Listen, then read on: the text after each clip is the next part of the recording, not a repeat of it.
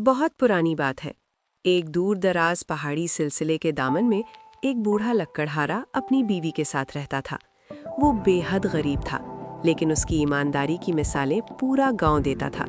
वो रोजाना सुबह सवेरे अपनी पुरानी कुल्हाड़ी उठाता और घने जंगल की तरफ निकल जाता। सारा दिन मेहनत करता और शाम को बमुश्किल अपना गुजारा करता था। एक शाम जब सूरज पहाड़ों के पीछे छुप रहा था, लकड़हारे को झाड़ियों से एक अजीब सी आवाज सुनाई दी।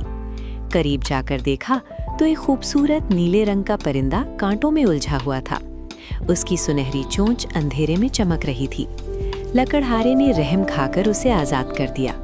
परिंदे ने कहा, ऐ नेक इंसान, तुमने मेरी जान बचाई है, मैं तुम्हें मायूस नहीं करूंगा। ये कहकर उसने एक खालिस सोने का पर जमीन पर गिरा दिया। लकड़हारा दंग रह गया।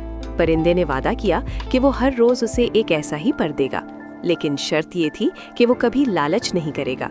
वक्त गुजरता गया और सुनहरी परों की बदौलत लकड़हारा अब अमीर हो चुका था। उसने गांव में एक बड़ा घर बना लिया। अब वो रेशमी लिबास और सर पर इमामा पहनने लगा। शहर भर में उसकी दौलत के चर्चे थे, लेकिन परिंदे की नसीहत उसे याद थी कि कभी लालच की राह इख्तियार नहीं करनी।